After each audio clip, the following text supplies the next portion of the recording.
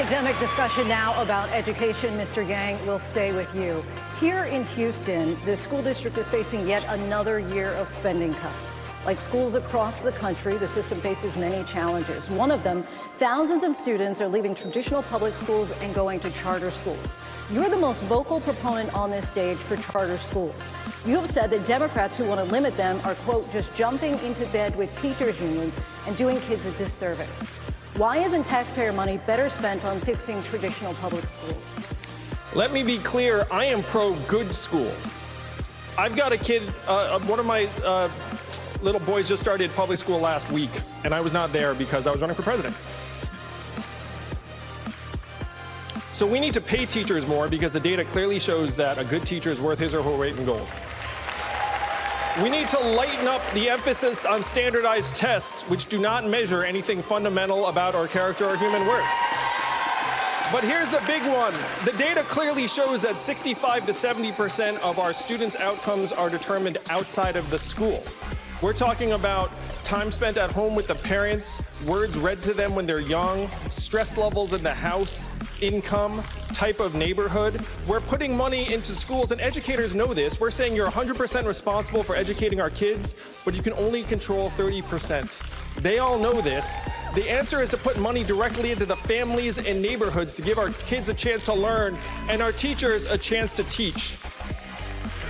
Mayor Buttigieg, 45 seconds to respond. Step one is appoint a Secretary of Education who actually believes in public education.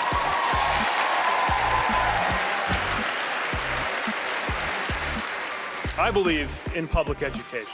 And in order to strengthen it, some things are very complex for preparing for a future where knowledge is at your fingertips, but we got to teach more to do with critical thinking and social and emotional learning. Some of it is extremely simple. We've just got to pay teachers more.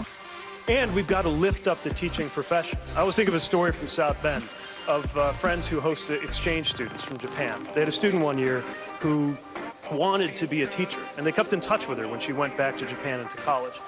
She took the exam to try to become a teacher in a society that really regards teachers and compensates teachers well. And she came up just short. So you know what she did?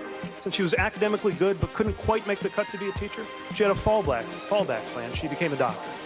That is how seriously some countries treat the teaching profession. If we want to get the results that we expect for our children, we have to support and compensate the teaching profession, respect teachers the way we do soldiers, and pay them more like the way we do doctors. Senator Warren, to use Mr. Yang's term, are you just jumping into bed with teachers' unions? You know, I think I'm the only person on the stage who has been a public school teacher. I've wanted to be a public school teacher since I was in second grade. And let's be clear, in all the ways we talk about this, money for public schools should stay in public schools, not go anywhere else. I've already made my commitment. We will have a Secretary of Education who has been a public school teacher. I think this is ultimately about our values. I have proposed a 2-cent wealth tax on the top 1/10 of 1% in this country. That would give us enough money to start with our babies by providing universal child care for every baby aged 0 to 5, universal pre-K for every 3-year-old and 4-year-old in this country. Thank you, Senator. Raise the wages of every child care worker and preschool teacher in this country. Cancel student loan debt for 95% of the folks who've got it. Thank you, Senator. And strengthen our unions. This is how we build an America that reflects our values, not just where the money comes from with the billionaires and corporate executives. Senator Harris, 45 seconds to respond. My first grade teacher, Mrs. Frances Wilson, God rest her soul, attended my law school graduation. I think most of us would say that we are not where we are without the teachers who believed in us. I have offered in this campaign a proposal to deal with this, which will be the first in the nation federal investment in closing the teacher pay gap, which is $13,500 a year. Because right now in our public schools, our teachers, 94% of them are coming out of their own pocket to help pay for school supplies. And that is wrong. I also want to talk about where we are here at TSU and what it means in terms of HBCUs. I have, as part of my proposal, that we will put $2 trillion into investing in our HBCUs for teachers because one, as a proud graduate of a historically black college and university,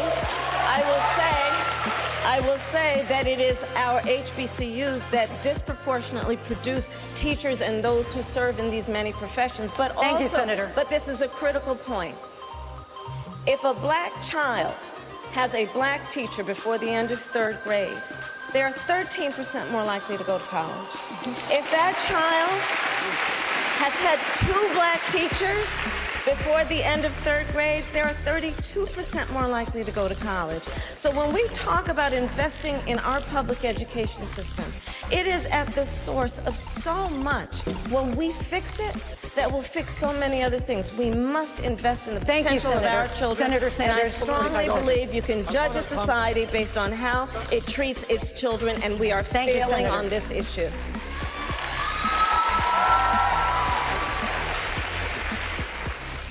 Guess what? You're guessing. All right, here's the answer. We are the wealthiest country in the history of the world, and yet we have the highest child poverty rate of almost any country on earth. We have teachers in this country who are leaving education because they can't work 2 or 3 jobs to support themselves. Which is why, under my legislation, we will move to see that every teacher in America makes at least $60,000 a year. What we will also do is not only have universal pre-K, we will make public colleges and universities and HBCUs debt-free. And what we will also do, because this is an incredible burden on millions and millions of young people who did nothing wrong except try to get the education they need. We are going to cancel all student debt in this country. Thank you, Senator. And Thank we you, are Senator. going to do that by imposing a tax on Wall Street speculation. Thank you, Senator. Mr. Vice President, I want to come to you and talk to you about inequality in schools and race. In a conversation about how to deal with segregation in schools back in 1975, you told a reporter, "I don't feel responsible for the sins of my father and grandfather. I feel responsible for what the situation is today, for the sins of my own generation, and I'll be damned if I feel responsible to pay for what happened 300 years ago." You said that some 40 years ago. But as you stand here tonight, what responsibility do you think that Americans need to take to repair the legacy of slavery in our country? Well, they have to deal with look, there is institutional segregation in this country. And from the time I got involved, I started dealing with that. Redlining, banks, making sure that we are in a position where, look, talk about education. I propose that what we take is those very poor schools, the Title I schools, triple the amount of money we spend from $15 to $45 billion a year. Give every single teacher a raise to the equal raise of getting out the $60,000 level. Number 2, make sure that we bring in to help the teachers deal with the problems that come from home. The problems that come from home, we have 1 school psychologist for every 1,500 kids in America today. It's crazy. The teachers are, and I'm married to a teacher. My deceased wife is a teacher. They have every problem coming to them. We have to make sure that every single child does, in fact, have 3-, 4-, and 5-year-olds go to school, not daycare, school. We bring social workers into homes and parents to help them deal with how to raise their children. It's not that they don't want to help, they don't know quite what to do. Play the radio, make sure the television, make sure you have the record player on at night, the phone, make sure the kids hear words. A kid coming from a very poor school, a very poor background, will hear 4 million words fewer spoken by the time they get there. There's so much I'm going to go like the rest of them do, twice over, okay? Because here's the deal. The deal is that we've got this a little backwards. And by the way, in Venezuela, we should be allowing people to come here from Venezuela. I know Maduro. I've confronted Maduro. Number two, you talk about the need to do something in Latin America. I'm the guy that came up with $740 million to see to it those three countries, in fact, change their system so people don't have a chance to leave. You're all acting like we just discovered this yesterday. Thank you, Mr. very Vice much. President. Secretary Castro. Thank you very much. Well, that's quite a lot. You know, I grew up in one of those neighborhoods that folks have talked about, in a neighborhood that was grappling with the legacy of segregation. In fact, in two public school districts that were involved in a 1973 Supreme Court case challenging how Texas financed its schools. And I know that today our schools are segregated because our neighborhoods are segregated. Now, I have an education plan, like a lot of folks up here, that would pay teachers more, that would recruit diverse ranks of teachers, that would invest in our public schools. But I also believe that we have to connect the dots to uplift the quality of life, to invest in housing opportunity, to invest in job opportunity, to invest in community schools that offer resources like parents able to go back and get their GED, and healthcare opportunities, and those things that truly ensure that the entire family can prosper. Those are the types of things that we need to do, in addition to lifting up our public schools. You asked a second ago about charter schools. Look, it is a myth that charter schools are better than public schools. They're not. And so, Thank you, Secretary. While I'm not categorically against charter schools, I would require more transparency and accountability from them than is required right now. Senator Booker, coming to you now. It was 65 years ago this year that the Supreme Court outlawed racial segregation in public schools. Yet for millions of students of color today, segregation remains a reality. Non-white districts typically receive $2,200 less per student than those in white districts. This means older books, less access to computers, and often worse outcomes. What is your plan to address segregation? And I'm not just talking about the achievement gap, but I'm talking about the opportunity gap in education. So I'm hearing a lot of conversations on the stage and the way we talk about communities of color. Look, I live in a black and brown community below the poverty line. I've lived in public housing projects almost for a decade and saw the anguish of parents who are just so deeply frustrated that they don't have a school that serves their needs. I think I'm the only person on the stage, even though I had no formal authority as mayor to run a school system, I stepped up and took responsibility for our schools. And we produced results. A lot of folks here talking about raising teacher salary. We actually did it in Newark, New Jersey.